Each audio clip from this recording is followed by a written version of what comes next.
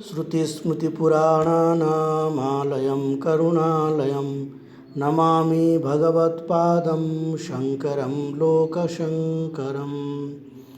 हरिओम।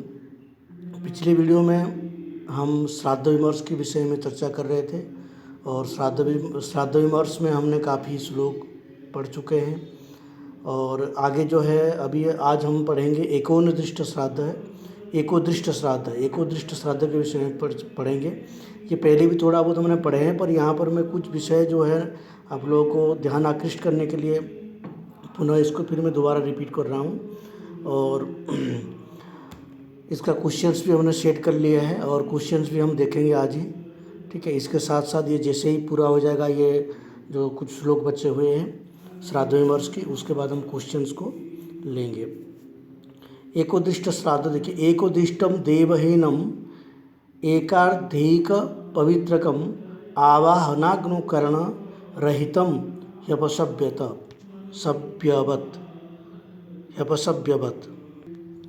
एकोदिष्ट श्राद्ध में क्या होता है? एकोदिष्ट श्राद्ध में विश्वदेव नहीं होते हैं और एक ही अर्घपात्र होता है। ठीक है, और एक ही पवित्र होता है। आवाहन और अग्नोकरण नहीं होता है, जिनकी क्रिया की जाती है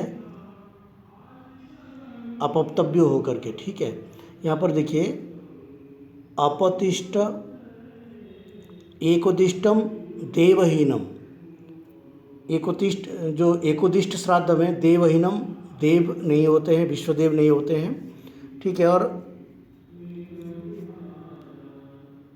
एकैर्घ एक पवित्रकम, अर्घपात्र भी एक ही होता है और पवित्र भी एक होता है। तो ये प्रश्न बन सकता है कि एकोदृष्ट श्राद्ध में कितने अर्घपात्र होता है। और ये प्रश्न बन सकता है कि एकोदृष्ट श्राद्ध में विश्वदेव होते हैं कि नहीं होते हैं। दो प्रश्न हो गया। और तीसरा प्रश्न क्या बन सकता है? एकोदिष्ट श्राद्ध में पवित्र कितना होता है। ये तीन क्वेश्चंस के लिए मैं यहाँ पर जो है इस प्रकरण को दोबारा मैं रिपीट कर रहा हूँ, इसलिए ध्यान रखिए ये तीनों क्वेश्चंस आप नोट कर लिए। ठीक है, हो सकता है कि हम जो प्रश्न बनाते हैं उसमें कभी कभी पढ़ाते समय जो क्वेश्चंस आ जाते हैं वो क्वेश्चंस वहाँ नहीं आ पाते हैं। ठीक है, तो इसलिए पढ़ते समय भी यह ध्यान रखिए, आप क्वेश्चंस नोट करते रहिए, इसको ध्यान से सुनिए और फिर जब प्रैक्टिस करेंगे तो वहाँ पर दूसरे क्वेश्चंस आते हैं। यहाँ जो क्वेश्चंस हम बताते हैं पढ़ाते समय कुछ प्रकरण नए आ जाते हैं और जब क्वेश्चंस करने के लिए हम उसको खुद पढ़ते हैं उसमें कुछ नए क्वेश्चंस आ जाते हैं। तो यहाँ की चैप्टर अलग है, वहाँ की चैप्टर अलग है, कहीं दोनों मिला हुआ भी रहता है। इसलिए दोनों इम्पोर्टेंट है, ये चैप्टर पढ़ना भी इम्पोर्टेंट है और वो क्वेश्चन आंसर आपको अटेंड करना वो भी बहुत इम्पोर्टेंट है। अगर हम क्वेश्चन आंसर के बारे में कोई वीडियो बनाते हैं तो वो भी बहुत इम्पोर्टेंट है और आप वेबसाइट में जो हम क्वेश्चंस पैटर्न बनाते हैं वो भी इम्पोर्टेंट है, क्योंकि उसमें भी कुछ क्वेश्चंस नए होते हैं। क्योंकि उस समय जो भी दिमाग में आया, जो भी हमारे अंदर मन में आया, पढ़ते समय जो भी समझ में आया उसको हम क्वेश्चन के रूप में वहाँ एक्स्ट्रा भी डाल देते हैं। ऐसे नहीं है कि सब जगह में एक ही होता है। इसलिए सभी चीज़ों को मिला करके आप देखेंगे तो 70-80% जो है आपको कई चीज़ें यहाँ पर आपको एक्स्ट्रा मिल जाएगी और बहुत ही इम्पोर्टेंट है ये सारी चीज़। मेहनत बहुत लगता है, अभी भी आप देखेंगे तो हम शरीर से पसीना पसीना हो रहे हैं। ठीक है, पंखा बंद कर दिए क्योंकि उसकी आवाज़ से यहाँ साउंड नहीं आता है। और पूरे 2 दिन से हमने ये चैप्टर तैयार कर रहे थे, कल से और आज से। कल भी वीडियो नहीं बन पाया, फिर आज हमने इसको तैयार किया। पूरे सवेरे 6 बजे से लगा करके 9 बजे तक 3 घंटे तैयारी किए। तो प्रश्न बन गया, प्रश्न लिखना बन गया, उसके बाद उसको PDF बनाने में अभी पूरा मैं 1 बजे से लगा हुआ था भोजन के उपरांत। तो इसकी मेहनत बहुत ज़्यादा है। आप लोग अगर इसको ध्यान से पढ़ेंगे तब आप हमारी जो मेहनत है वो सार्थक होगा। इसलिए मैं आप लोगों को बार बार कहता हूँ कि आप ध्यान से पढ़िए, कि इसको शेयर करना है तो करिए, नहीं करना है तो मत करिए, लेकिन ध्यान से पढ़िए क्योंकि ये बहुत इम्पोर्टेंट है। और इसमें प्रश्न जहाँ जहाँ से आते हैं हम उसी चीज़ को लेते हैं, नहीं तो इतने बड़ी याज्ञवल्क्य स्मृति है, इसको पढ़ाएंगे तो 1 महीना कंटिन्यू लग जाएगा। प्रतिदिन 1-1 घंटा पढ़ेंगे तो हम केवल वहाँ लेते हैं जहाँ पर इम्पोर्टेंट है। और ये इससे भी अगर आप स्किप करके नहीं पढ़ेंगे, छोड़ देंगे या फिर नहीं सुनेंगे तो वो आपका ही नुकसान है। ठीक है, इसलिए मैं बार बार आपको यही सब बता रहा हूँ। यहाँ पर 3 प्रश्न बन गए। यहाँ पर देखिए एकोदिष्टम देवहीनम एकैर्घ्य एक पवित्रकम, यहाँ पर एक अर्घ्य यानी कि अर्घ्य पात्र एक होगा, और जो पवित्रक है वो भी एक होगा, और यहाँ देवहीनम यानी कि विश्वदेव की आवाहन यहाँ पर नहीं होता है। और जो एकोदृष्ट श्राद्ध है वो मृत व्यक्ति के लिए किया जाता है, जैसे कोई व्यक्ति मर गया है और उसी का श्राद्ध किया जा रहा है। और बाकी जो पितर है, जो दादा परदादा या फिर उससे पहले कोई भी हो सकता है, तो ये मृत व्यक्ति कोई भी हो सकता है, चाहे वो युवक हो सकता है, वृद्ध हो सकता है, उनके लिए ये श्राद्ध किया जाता है जो एकोदृष्ट श्राद्ध है। और बाकी जो पार्वण श्राद्ध है वो पितरों के लिए किया जाता है, जो पहले मरे हुए हैं, जो पूर्व पीढ़ी है, ठीक है, 7 पीढ़ी तक जिनको कहा जाता है। तो ये है आप आवाहनाग्नो करण रहितम, यहाँ पर किसी का आवाहन, किसी देवता का आवाहन नहीं किया जाता है। विश्वदेव के बारे में मैं आपको बता दूं, विश्वदेव वो है एक देवता है जो पितरों को अन्न जल आदि पहुँचाते हैं, ठीक है। जैसे हमारे पितर होते हैं, पितरों की अलग अलग श्रेणी है, अलग अलग जो वर्ण के लिए अलग अलग पितर हैं, तो उनके लिए ये बताया गया है। तो उनके उसी हिसाब से जो विश्वदेव है वो भी एक देवता विशेष है, और वो अन्न जल लेकर के उन तक पहुँचाते हैं, ठीक है। पूर्वाह्ने दैविकम कर्म, अपराह्ने तो पैतृकम, ये पंक्ति पहले भी मैंने बताया था। पूर्वाह्ने दैविकम कर्म, पूर्वाह्न में दैविक कर्म किया जाता है, अपराह्न में पैतृक कर्म। एकोदिष्टम तो मध्याह्न, एकोदिष्ट कहाँ किया जाता है? मध्याह्न के समय में। परीक्षा में ये आता है, पिछले 17 या 18 में ये आया था, 18 में आया था परीक्षा में कि एकोदिष्ट श्राद्ध कब किया जाता है, तो मध्याह्न, ये ध्यान रखिए, ठीक है। और इत्येकोदिष्ट विशेषे नैषधो दृश्यते नवश्राद्धेषु यच्छिष्टं गृहे पर्युषितं च यत् दम्पत्योर्भुक्तशिष्टं च न भुञ्जीत कदाचन इति। नवश्राद्ध प्रथमाह्निके, तृतीयाह्निके, पंचमे, सप्तमे तथा नवमैकादशे चैव तन्नवश्राद्धमुच्यते। ये तिथि बताया गया है। प्रथम आहनि दिन का प्रथम प्रहर में, तृतीय प्रहर में और पंचम प्रहर में, सप्तम प्रहर में, नवम और एकादश जो प्रहर में ये यज्ञ किया जाता है, ये जो श्राद्ध किया जाता है तो हो जाता है नवश्राद्ध हो जाता है ये, ठीक है। यानी कि पूरे के पूरे वो करते रहना पड़ता है दिन भर, इसको कहते हैं नवश्राद्ध। तो आगे देखते हैं सपिंडीकरण। गंधोदक तिलेर्युक्तम कुर्यात् पात्र चतुष्टयम अर्घ्यार्थम पितृपात्रेषु प्रेतपात्रम प्रसेचयेत। यहाँ पर ये देखिए गंधोदक तिलेर्युक्तम, गंध उदक यानी कि जल, गंध से युक्त, सुगंध जो गुलाब आदि की जल होता है उसको छिड़क कर गंधयुक्त बनाना है। तिलेर्युक्तम, और तिल आदि से युक्त होना चाहिए। कुर्यात पात्र चतुष्टयम, यहाँ पर पात्र कितना होना चाहिए? 4 होना चाहिए, पात्र चतुष्टयम। सपिंडीकरण श्राद्धे कति पात्राणि भवती, ये प्रश्न आ सकता है और ये ध्यान रखिए, ये प्रश्न आएगा तो अब इसका क्या होगा? 4 होगा, चतुष्टयम, ठीक है। अर्घ्यार्थम पितृपात्रेषु, अर्घ्य के लिए जो पितृपात्रेषु प्रेतपात्रम प्रसेचयेत। यहाँ पर जो प्रक्रिया होता है, जब ब्राह्मणों को बुलाया जाता है तो इसमें देखिए यहाँ पर जो गंधोदकम कुर्यात पात्र चतुष्टयम, जो 4 पात्र है तो 4 ब्राह्मणों को बुलाना पड़ेगा। 4 पात्र, उनको 4 स्थान पर बैठा करके फिर उनको एक एक पात्र देना है। अर्घ्यार्थम पितृपात्रेश्वर, अलग से एक पात्र रखना होता है।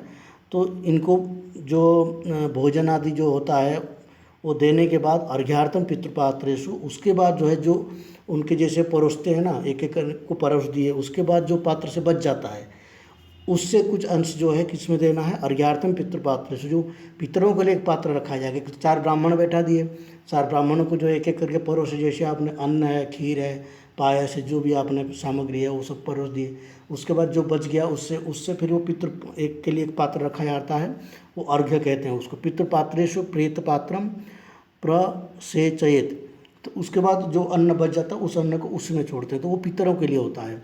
ये समान इति द्वाभ्यम शेषम पूर्ववदाचरित, पहले जो प्रक्रिया है वही यहाँ पर भी, बाकी जो मंत्र आदि का उच्चारण करना पितरों को, ये सब प्रक्रिया वहाँ पर भी वही जैसे पहले श्राद्धों में बताया गया है। वो सारे प्रकरण अगर आप प्रतिदिन एक एक प्रकरण को पढ़ेंगे तो बहुत अच्छे से इसको तैयारी हो सकती है, और इसको एक बार पढ़ना चाहिए ताकि आपको समझ में आ जाए कि ये प्रक्रिया क्या है, ठीक है। उसके लिए हिंदी PDF आपको प्राप्त हो जाती है, और आपको नहीं मिलता है तो आप हमारे जो टेलीग्राम ग्रुप है उसमें से ले सकते हैं, नहीं तो आप व्हाट्सएप मुझे कर सकते हैं, उससे भी आप प्राप्त कर सकते हैं।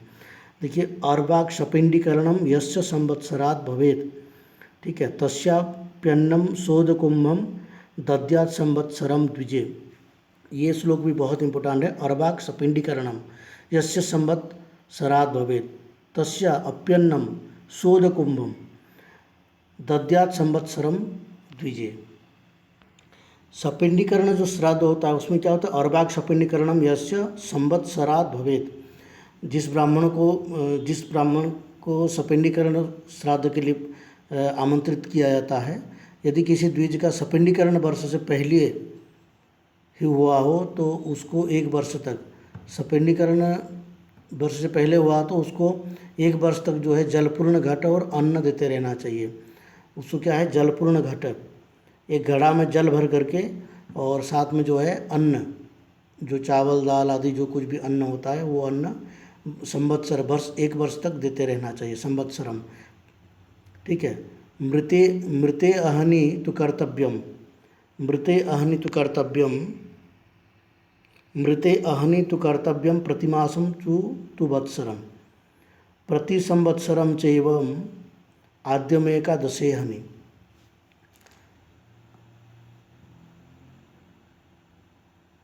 जैसे यहाँ पर मासिक श्राद्ध हर महीने जिस तिथि में देहत्याग हुआ हो, तो मासिक श्राद्ध होता है हर महीने जिस तिथि को देहत्याग हुए हो उसी में करना, और वार्षिक श्राद्ध भी मरण की तिथि में हर वर्ष करना। और जो श्राद्ध होता है, आद्य श्राद्ध होता है 11वें दिन करना चाहिए। जो आद्य श्राद्ध होता है, ठीक है, आद्य श्राद्ध होता है मृते हानि तो कर्तव्यम, मृते अहनि तो कर्तव्यम, मृते अहनि तो कर्तव्यम, मृते अहनि तो कर्तव्यम प्रतिमासम तो संवत्सरम प्रति संवत्सरम चैव माध्यम एकादशे हनि। 11वां दिन में उसका करना चाहिए। जो जैसे हाल में कोई मर गया है तो उसका जब 11 दिन होता है उसी दिन उसका श्राद्ध किया जाता है, ठीक है। और जो क्या है, जो मासिक श्राद्ध, उसके बाद मासिक श्राद्ध होता है कि जिस तिथि में कोई व्यक्ति मर गया है उसी तिथि को मासिक श्राद्ध किया जाता है, प्रति मास में देहत्याग हुआ है। और वार्षिक श्राद्ध, वार्षिक श्राद्ध भी जिस तिथि में उसका देहत्याग हुआ है उसी तिथि को किया जाता है। यहाँ पर कहते हैं पिंडास्तु गो अज विप्रेभ्यो दद्यात् अग्नो जले पीवा। जो पिंड दिया जाता है, जैसे एक पात्र एक्स्ट्रा रखा जाता है और उसमें जो अन्न आदि दिया जाता है जो ब्राह्मणों को परोसने के बाद, तो उसको कहाँ छोड़ना है, पिंडास्तु गो अज विप्रेभ्यो, किसी गाय को खिला देना चाहिए या फिर किसी बकरी को खिला देना चाहिए या फिर किसी ब्राह्मण को खिला देना चाहिए। फर्स्ट में तो गो को खिलाना चाहिए। दद्यात् अग्नो जले पीवा, या तो फिर उसको किसी जल में जा कर के फेंक देना चाहिए। प्रक्षेपित सत्सु विप्रेसु द्विजो छिन्नम न मार्जयेत, और जब तक वहाँ से द्विज उठ ना जाए तब तक उनका जो पात्र है उसको नहीं उठाना चाहिए। ये एक शिष्टाचार है कि जैसे किसी को भोजन कराया जाता है तो जब तक वो पात्र में बैठा हुआ है तब तक उसका पात्र उठाना वर्जित होता है, ठीक है। किसी को भी, चाहे ऐसे कथा भी आता है कि शंकर जी का और क्या नाम, जो कुंभज ऋषि हैं उनकी कथा आता है कि कुंभज ऋषि भगवान शंकर जी के घर में अतिथि बन करके आए। तो कुंभज ऋषि तो ऐसे है जो समुद्र को पी जाते हैं, एक चुल्लू भर पानी बना करके समुद्र को उंगली भर करके पी जाते हैं समुद्र को, इसलिए उनका नाम कुंभज पड़ गया था। तो कुंभज ऋषि आए थे तो माता अन्नपूर्णा ने उनको जो है क्या भोजन कराती गई, लेकिन वो कभी भोजन उनका तृप्ति नहीं हुआ। वो भोजन करते गए, इतना सुंदर भोजन बना हुआ था कि उनको भान ही नहीं रहा कितना वो पा गए। तो शंकर माता अन्नपूर्णा परोसते परोसते थक गई, लेकिन उनका भोजन पूरा ही नहीं हुआ। तब क्या हुआ कि माता अन्नपूर्णा जब थक गए तो शंकर जी को समझ में आ गया, तब उन्होंने क्या किया, अपने भोजन तो कर लिए थे, साथ में बैठ करके उन्होंने अब जो जल के पात्र था, जल पात्र को उठाए और अपने पात्र में ही हाथ धो लिए। तो उससे याज्ञवल्क्य जो कुंभज ऋषि देखे तो उनको समझ में आ गया कि अब जो है भोजन समाप्त हो गया है, क्योंकि पात्र में हाथ धोने के उपरांत जो है भोजन समाप्त हो जाता है, फिर दूसरा कोई भोजन नहीं करना चाहिए, ऐसे शिष्टाचार है, माना जाता है। तब जा कर के जो कुंभज ऋषि थे वो अपना ध्यान वहाँ से भोजन से हटा। तो कहने का तात्पर्य है कि एक शिष्टाचार है कि भोजन के साथ जब एक साथ बैठते हैं तो भोजन करने के उपरांत भी जब दूसरा भोजन कर रहा है तो उठ के नहीं जाना चाहिए या उनका पात्र नहीं उठाना चाहिए, एक शिष्टाचार है। तो यहाँ पर वही बात कहा गया है कि पिंडास्तु गोज विप्रेभ्यो और प्रक्षिपेत्सु विप्रेषु द्विजोचिष्टम न मार्जयेत, द्विजोचिष्टम न मार्जयेत, जब तक विप्र वहाँ पर बैठा हुआ है तब उनका पात्र उठाना नहीं चाहिए, एक शिष्टाचार है ये। हविष्यान्न वै मासम पायसेन तो वत्सरम, हविष्यान्न से कहा मास और पायस से वत्सर वर्ष में। जो हविष्यान्न से जो प्रतिमास अगर आप करते हैं श्राद्ध तो उसमें हविष्यान्न से कर सकते हैं। हविष जैसे ये जो सामान्य जो अन्न आदि है इसको हविष्यान्न कहते हैं, जो अग्निहोत्र में किया जाता है, यही सब अन्न जो सामान्य अन्न है। और पायसेन तो वत्सरम, पायस से वत्सर में एक बार करना चाहिए। इसमें क्या होता है, हविष्यान्न से हवन होता है, जैसे तिल है, गुड़ है, इस सब मिला करके, जौ है, चावल है, ये सब मिला करके जो आहुति दी जाती है हवन आदि में। और फिर पायस से भी किससे, पायस यानी कि खीर से भी आहुति दी जाती है। तो वो सब वत्सर जो साल में एक बार किया जाता है उसमें पायस से देना चाहिए। और प्रतिमाह जो किया जाता है उसमें हविष्यान्न जो तिल गुड़ आदि मिला करके उसके हवन किया जाता है वो उससे करना चाहिए। तो यहाँ पर क्या कहा है, कन्या कन्या वेदितश्च पशुन्वै सत्सुतानपि द्यूतम कृषि वाणिज्यम च द्वेष फेक शफाम तथा। ठीक है, यहाँ पर कहा गया है कि इसका जो फल है, ठीक है, कन्या की प्राप्ति होती है, कन्या के लिए अच्छा वर प्राप्त होता है, और कृषि वाणिज्य इन सब में वृद्धि होती है, और अश्वादि जो प्राप्त होते हैं, ब्रह्मवर्चस्विनः पुत्रान् स्वर्ण रूपे स्वकुप्यते ज्ञाति श्रेष्ठ्यम सर्वकामन प्राप्नोति श्राद्धदा सदा। इससे यानी कि धर कुल में वृद्धि होती है, धन संपत्ति की वृद्धि होती है, सुख शांति की वृद्धि होती है पितरों की आशीर्वाद से। देखिए यहाँ पर एक इम्पोर्टेंट श्लोक है, इसको ध्यान रखिए।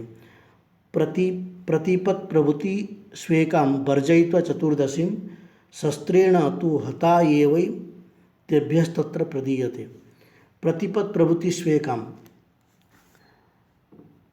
प्रतिपद आदि सब तिथियों में इनको पिंड दें। प्रतिपदा आदि जो तिथि होता है उसमें पिंड दे सकते हैं। उसके बाद एक चतुर्दशी को छोड़ करके, ठीक है। वर्जयित्वा चतुर्दशी में ये प्रश्न आता है कि श्राद्ध कार्य में कौन सा तिथि वर्जित है, ठीक है, एक प्रश्न मैंने ही बनाया हूँ इसके ऊपर। श्राद्ध कार्य में कौन सा तिथि वर्जित है, ये ध्यान रखिए, चतुर्दशी है। शस्त्रेण तो हता ये वही तेभ्यस्तत्र प्रदीयते, ठीक है, जो शस्त्र से मारे गए उनकी दिया जाता है। जिनका शस्त्र चतुर्दशी में सामान्य जो श्राद्ध होता है उनको नहीं किया जाता है। परंतु यहाँ पर एक प्रश्न और बन सकता है कि शस्त्र से मरे हुए व्यक्ति को कौन सी तिथि में श्राद्ध किया जाता है, तो चतुर्दशी है।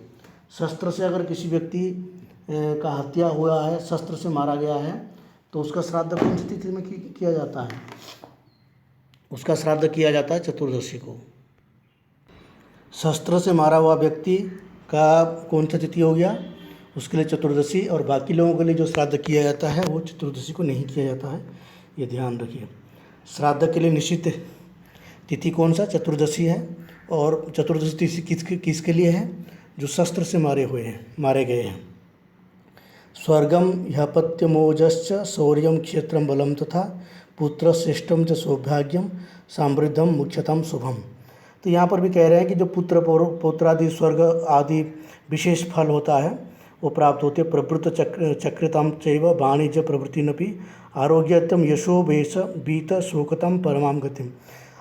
पितरों अगर शांत नहीं है, पितरों अगर सुख में नहीं है, पितरों को अगर जल नहीं प्राप्त हो रहा है तो उनका कुल में बहुत ही दुर्गति होती है, उनकी कुल में सुख शांति नहीं होती है, उनके कुल में धन आदि की वृद्धि नहीं होती, अशांति बनी रहती है। इसलिए पितरों की शांति के लिए श्राद्ध आदि किया जाता है, हमारे भारतीय परंपरा है। विदेशी परंपरा में सब नहीं मानते, इसलिए वो दुखी रहते हैं। आप देख सकते हैं उनका जो कल्चर है तो उसमें बहुत सारे प्रक्रिया नहीं है, श्राद्ध आदि प्रक्रिया नहीं है।